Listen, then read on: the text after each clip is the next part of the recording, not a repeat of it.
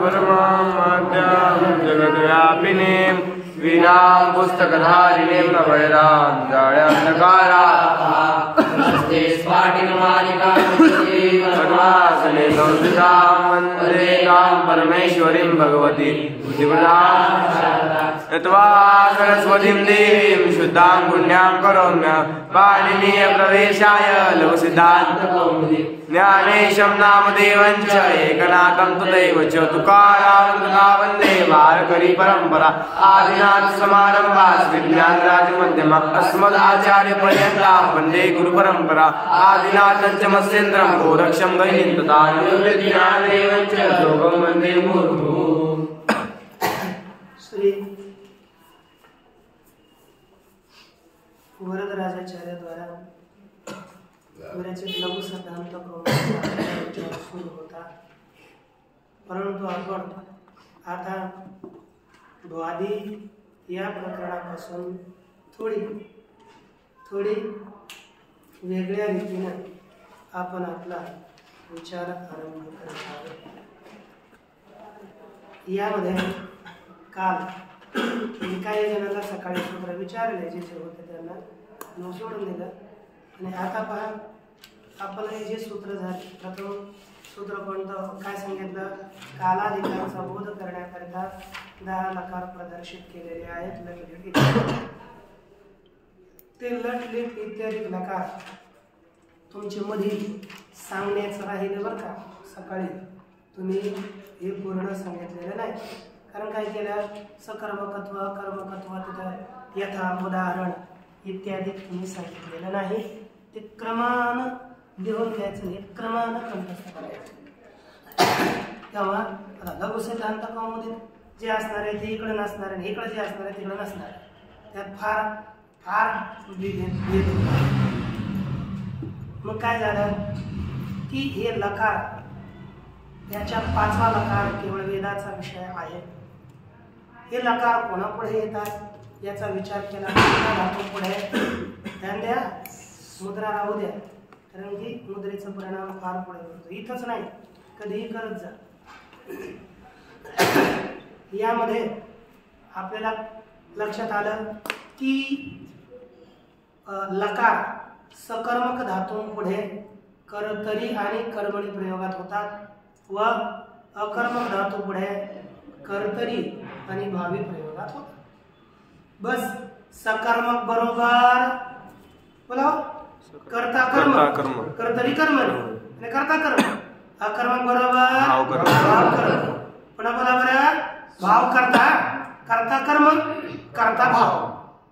तर बोला बरं पहिला आता जोड्या लावायला प्रश्न दिले एखाद्या आपलं काय आपल्यानुसार राहते प्रश्न की थोडंच टेन्शन आहे। बरं सांग, सकर्मक कर्ता अकर्मक कर्ता भाव, कर्ता भाव, कर्म करता भाव करता असं म्हणायला सोपं पडेल तुम्हाला। सकर्मक कर्म करता, अकर्मक कर्ता भाव, या प्रकारे लक्षात ठेवायचं।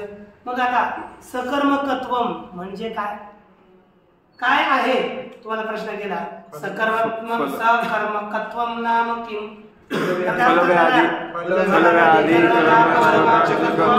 सकर्मकत्वम बोला सगळे सकर्मकत्वम काय आवाज आहे तसं खाल्लं नाही काय, बोला ना इकडं चांगलं, सकर्मकत्वम फल व्यधिकरण व्यापार वाचकत्वम सकर्मकत्वम, फल व्यधिकरण व्यापार वाचकत्वम सकर्मकत्वम, अकर्मकत्वम सांगा, फल समानाधिकरण व्यापार वाचकत्वम, बोला बोला लवकर, कंठच नाही केलं बघा, आपल्या वड्या मारत राहत आहे। फल मागे फल समानाधिकरण, फल समानाधिकरण, फल समानाधिकरण व्यापारवाचकत्वम, फल समानाधिकरण व्यापारवाचकत्वम, फल सकर्मकत्वम, फल समानाधिकरण व्यापारवाचकत्वम, सकर्मकत्वम। अच्छा फलसमानाधिकरण व्यापारवाचकत्वं अकर्मकत्वं फलसमानाधिकरणं व्यापारवाचकत्वं अकर्मकत्वं पुन्हा बोला फलसमानाधिकरणं व्यापारवाचकत्वं अकर्मकत्वं मी आता सकर्मकत्वं अकर्मकत्वं बोलेल तुम्ही किती बोलता चांगलं पाहू सकर्मकत्वं फलव्याधिकरण समान हे चुक हे गधा फलव्याधिकरणं व्यापारवाचकत्वं सकर्मकत्वं सकर्मकत्वं फलव्याधिकरणं व्यापारवाचकत्वं सकर्मकत्वं अकर्मकत्वं फलसमानाधिकरणं व्यापारवाचकत्वं अकर्मकत्वं पुन्हा बोला अकर्मकत्वं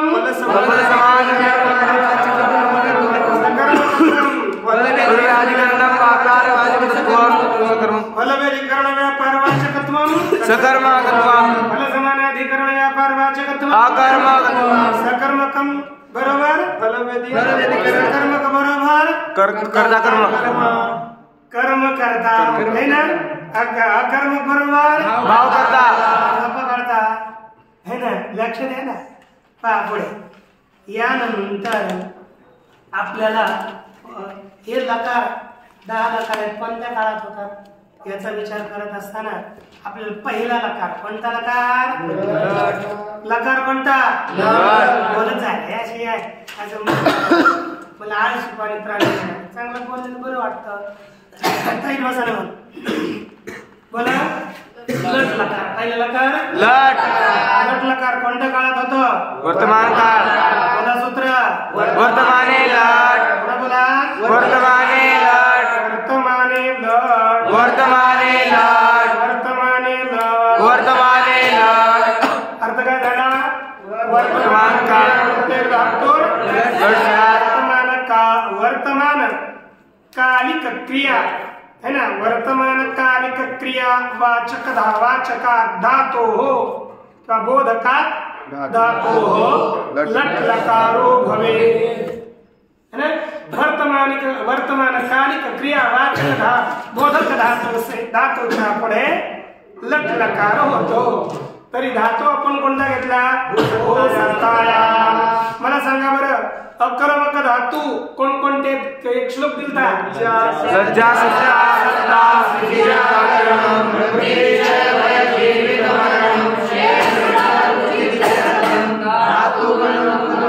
इथे कोणता धातू आहे हा सत्ता म्हणून काय धातू आहे हा अकर्मक भूलट अशी भू आता वितौ अटची संज्ञा झाल्यानंतर भूल इथे लस्य अधिकारोयम है ना हे अधिकार सूत्र आहे त्यानंतर सूत्र दिला होता बोला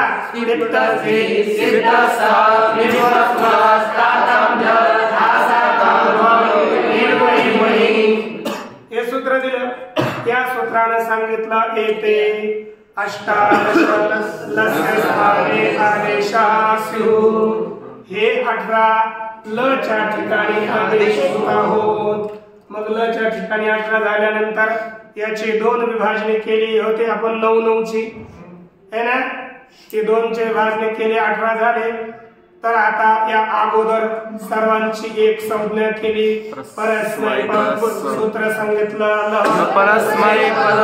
परस्मै पदम संज्ञा सूत्र आहे कोण सूत्र आहे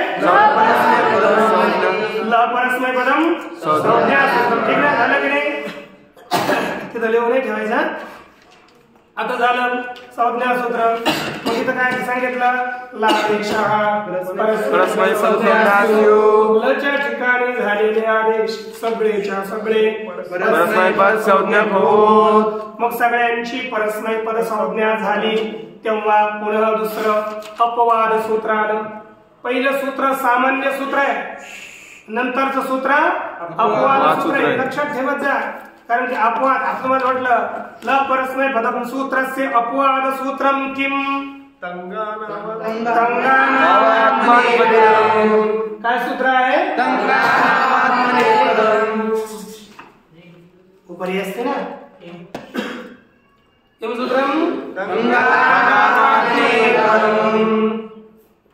तंगानात्मनेपदम तंग प्रत्याहारः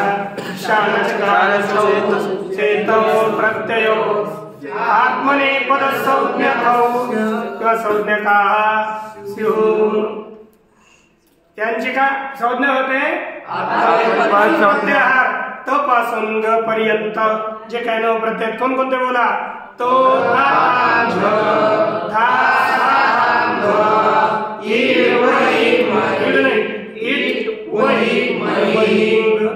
हे झाले आत्मनेपद तिप्तजी झाले परस्मैपद या प्रकारे दोघांची संज्ञा विभाजनी केली आणि आपल्याला समजावून दिला। आता इकडे लक्ष द्या काय ना लक्ष दिल्याशिवाय मग असं पूर्ण डोक्यात राहत नाही। आता पहा एवढं झाल्यावर एक आपल्याला दिलंय होतं एते नवप्रत्ययाश्च आत्मने पदसंज्ञका भवेयुः हे खाली लिहिलं होतं तुम्हाला तिप्तजी इत्यादी इति नवप्रत्ययाः परस्मै पदसंज्ञका भवेयुः पुनः तातं च इत्यादयः नवप्रत्ययाश्च आत्मने पदसंज्ञका भवेयुः हे झाले। आता पुढे पंक्ती लिहिली केभ्यः धातुभ्यः के प्रत्ययाः भवन्ति प्रश्न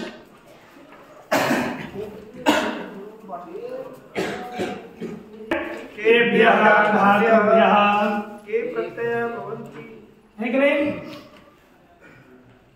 केभ्यः धातुभ्यः के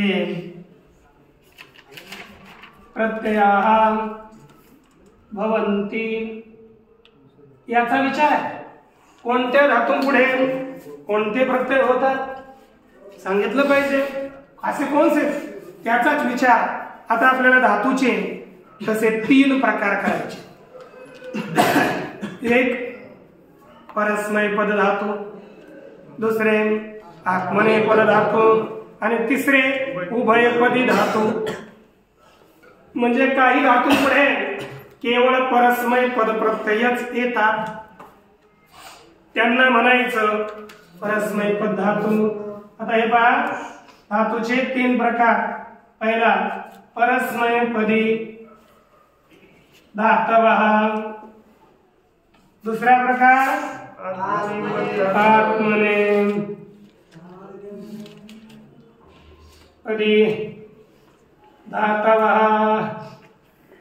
लागेल पदी आत्मने पद धातवः पद परस्मै पद धातवः आत्मने पद धातवः उभय पद धातवः या प्रकारे आपल्याला 3 प्रकारचे धातू येणार। ज्या धातू पुढे केवळ परस्मै पदाचे प्रत्यय येतात ते धातू परस्मै पद धातू। ज्या धातू पुढे आत्मने पदाचेच प्रत्यय येतात ते धातू आत्मने पद धातू। आणि ज्या धातू पुढे दोन्ही पदाचे प्रत्यय येतात त्या धातूंना काय म्हणायचं पद धातू। ठीक आता या पुढे पहिला आत्मने पदाचा विचार करतात काय ना आत्मने पद होण्याची निमित्त थोडे आत्मने पद प्रत्यय येण्याची आत्मने पद धातूची ओळख करणं थोडक्यात संभव आणि परस्मै पद धातूंची ओळख करणं फार मोठी समस्याग्रस्त आहे। म्हणून थोडक्यातलं सांगायचं बाकी परस्मै पद सोपं पडतं ना मग आत्मने पदाची अगोदर ओळख करून देतात त्याकरिता सूत्र येते अनुदात्तंगित आत्मने पदम अनुदात्तंगित आत्मने पदम अनुदात्तंगित आत्मने पदम अनुदात्तंगित आत्मने पदम अनुदात्तंगित आत्मने पदम लिखंदा अनुदात्तंगित आत्मने पदम अनुदात्तंगित आत्मने पदम पशंदो हे सूत्र आहे सूत्र क्रमांक मी लिहिला नाही 1-3-12 1-3-12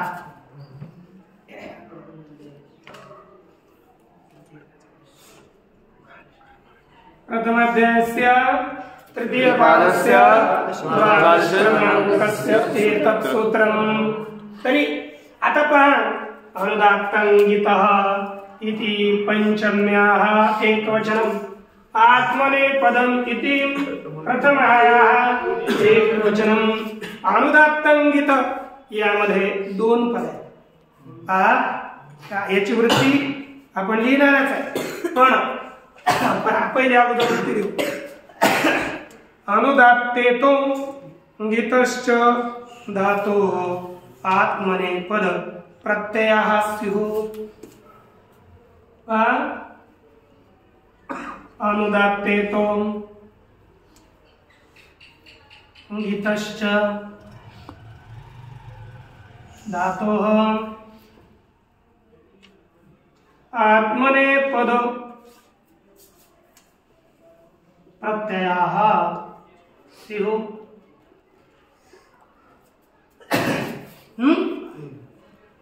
सरळ अर्थ करायला सोपी वृत्ती होते. अर्थ काय होईल आता पहा. अनुदात्ते स्वर किती आहेत माहिती आहेत का? 3. उदात्त, अनुदात्त आणि स्वरी.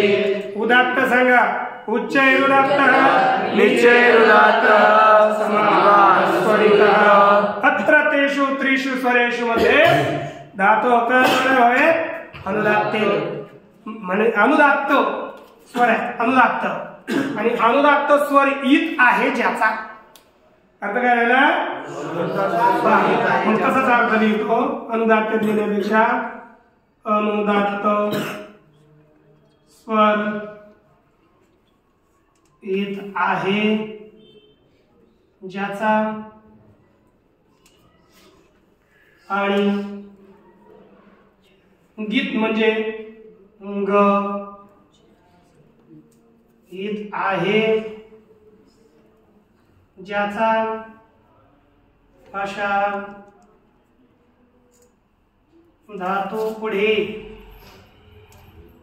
आत्मनेपद प्रत्यय होत. काय झालं? ज्या धातूचा अनुदात्त स्वर ईत आहे आणि ज्या धातूचा ग ईत आहे. म्हणजे आता धातूमध्ये जो धातू आपल्याला पाहणार शेवटचा स्वर अनुदात्त असणारे असला तर त्याची काय होणार? ईत संज्ञा होणार. अनुदात्त पाहिजे.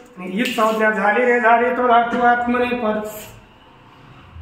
ज्या धातूचा ग ईत झाला हे लगेच कळतं. त्याच्या ग आहे शेवटी तो लगेच कळतो तो आत्मनेपद आहे. उदाहरणार्थ सांगतो पहा. एध वृद्धौ, एध वृद्धौ आत्मनेपदातला पहिला धातू आहे. एध वृद्धौ धातू आहे.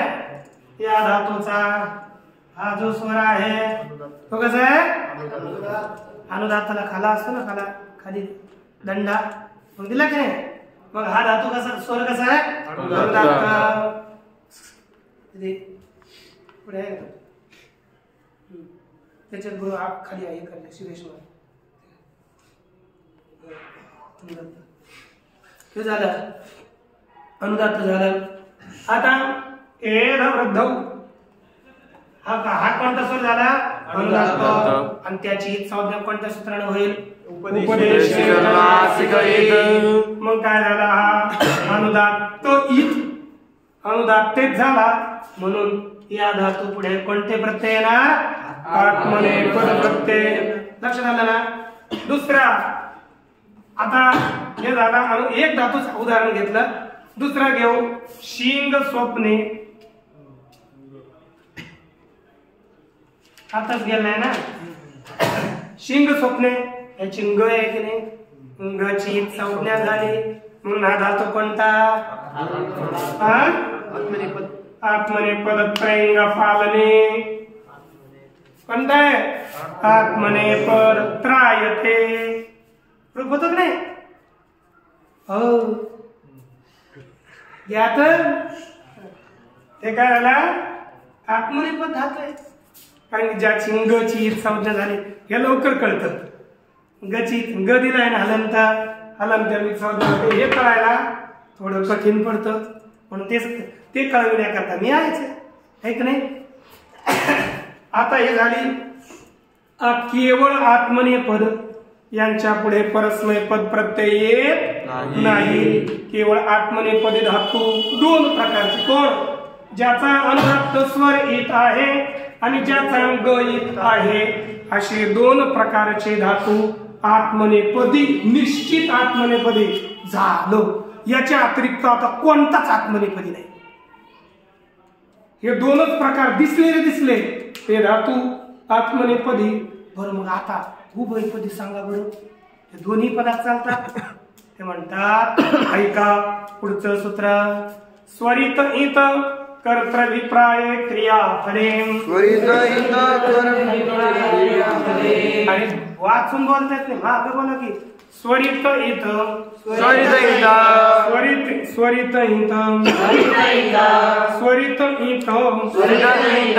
कर्तृभिप्राय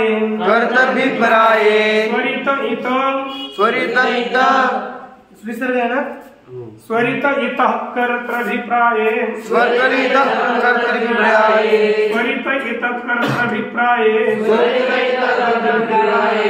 स्वरित इत कर्तृभिप्राय क्रियाफले स्वरित इत कर्तृभिप्राय क्रियाफले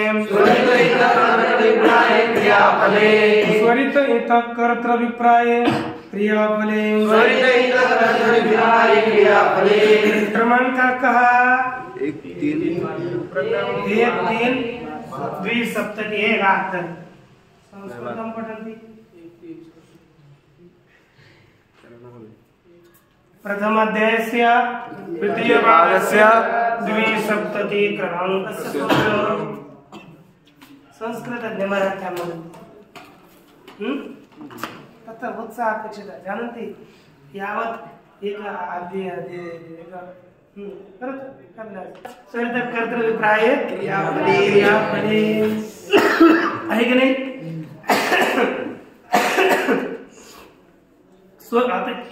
हे सूत्र झालं. त्याला काय झालं पंचम्याः एकवचनम एतत् सप्तम्याः एकवचनम क्रियाफले इति अपि सप्तम्याः एकवचनम. आता याचीच वृत्ती आपण अर्थही सांगू. वचच राहील सांगा सांगा पहा याची वृत्ती इथं काय स्वरित इत स्वरित एक आणि इत. जसे इथे अनुदात्त इथं काय अनुदात्त आणि मुंगित असं होतं. इथे काय दिले स्वरित आणि इत.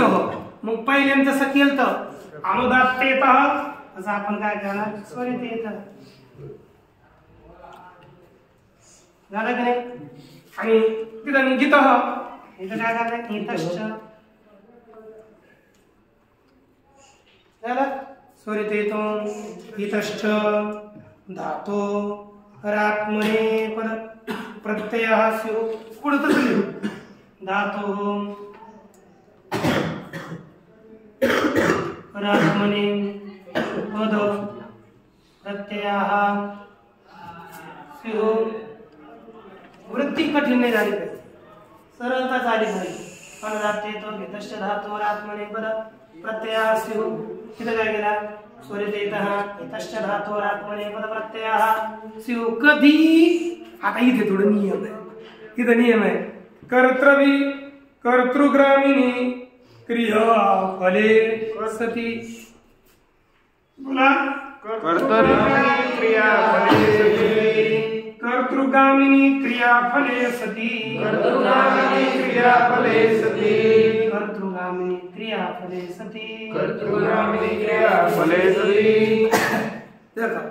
आता याचा अर्थ पहा. स्वरितेत म्हणजे 3 स्वर आहेत ना बरोबर. उदात्त अनुदात्तेत असला तर आत्मनेपद. आता उदात्तेत असला ना तर परत त्याची आहे. आता आपल्याला पाहिजे स्वरितेत धातू कसं आहे स्वरित स्वर इत हे ज्याचा काय आला स्वरित स्वर इत आहे ज्याचा. आणि दुसरा इयो इत आहे ज्याचा. अशा धातू पुढे काय होतं? आत्मने पदप्रत्यय होत. आत्मने पद प्रत्यय होत. कधी? कर्त्याला क्रियेचं फळ, क्रियेचे फळ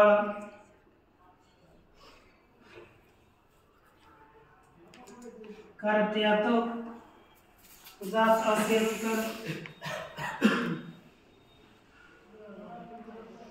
क्रियेचं फळ कुठे जात असेल तर कर्त्यात, म्हणजे कर्त्याला फळ मिळत असेल तर.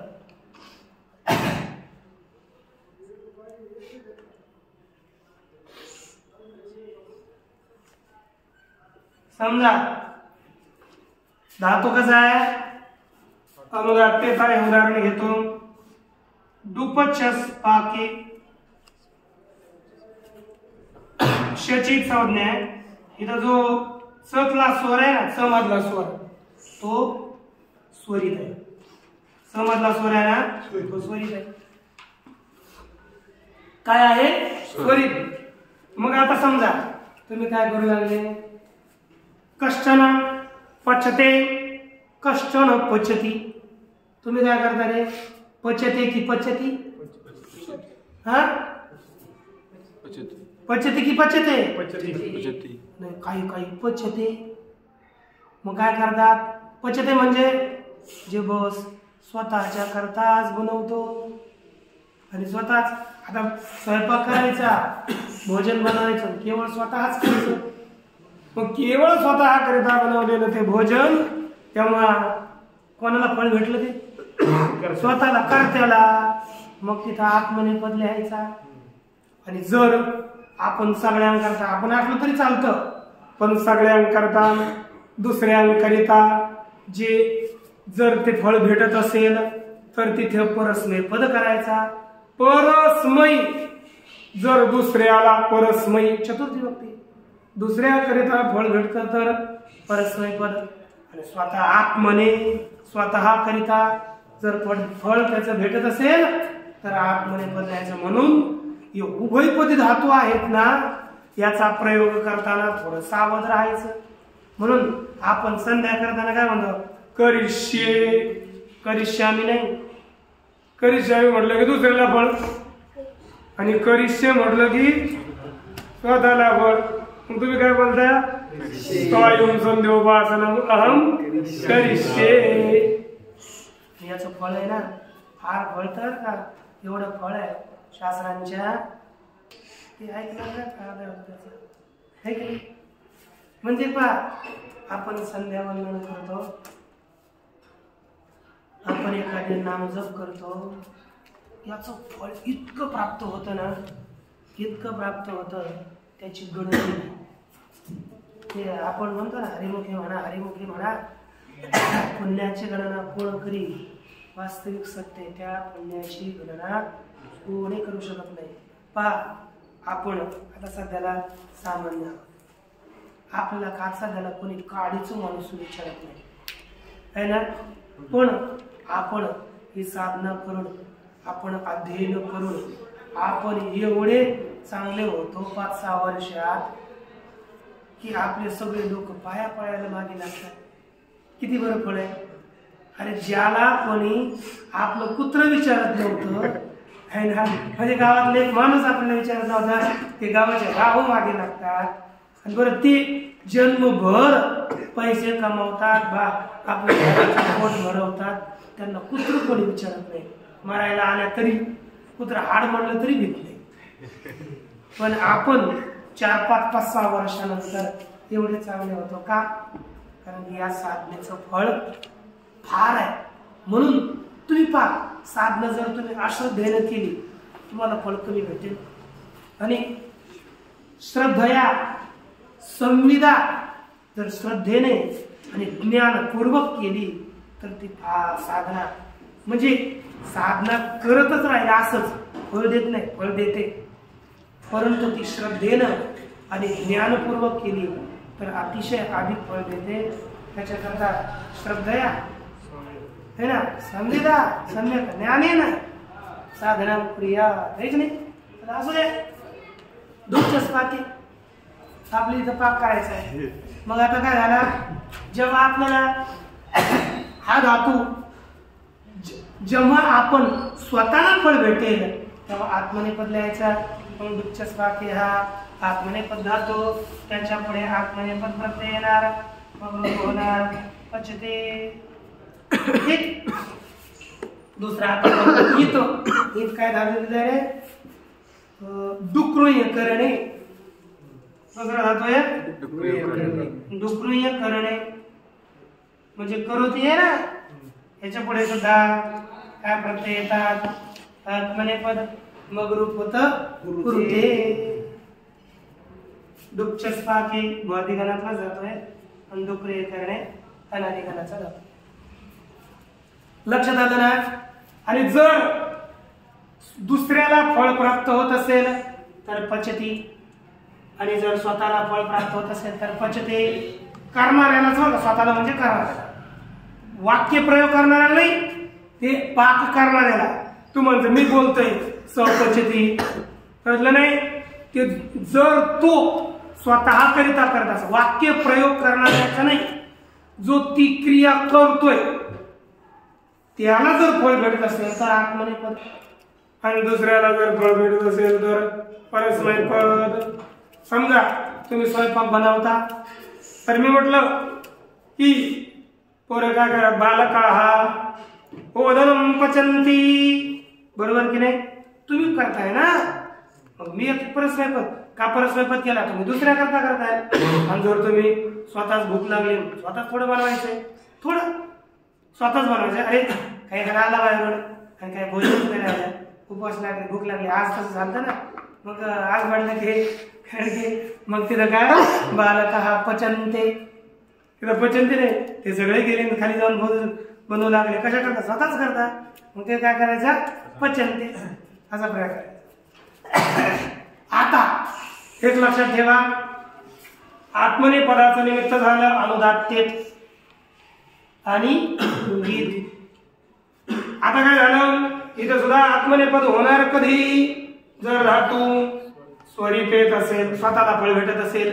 दोन निमित्त, स्वरितेत पाहिजे, नियत पाहिजे, आणि कर्त्याला फळ भेटत असेल तर आत्मनेपद होतो.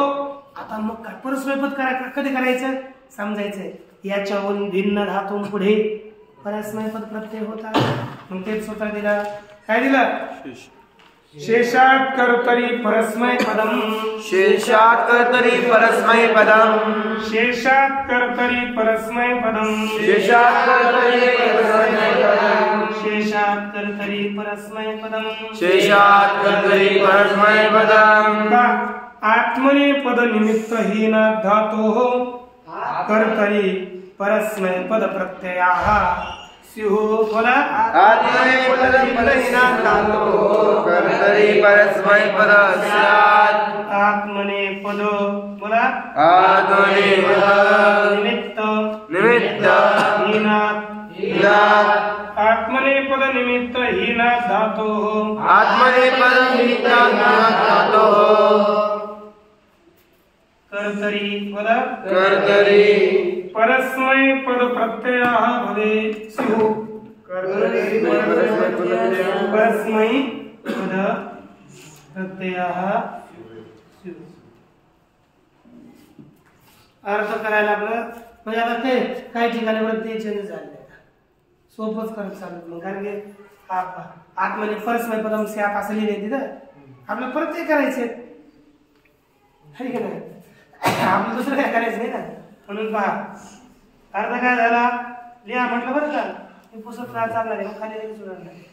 आत्मनेपद निमित्त रहित धातू पुढे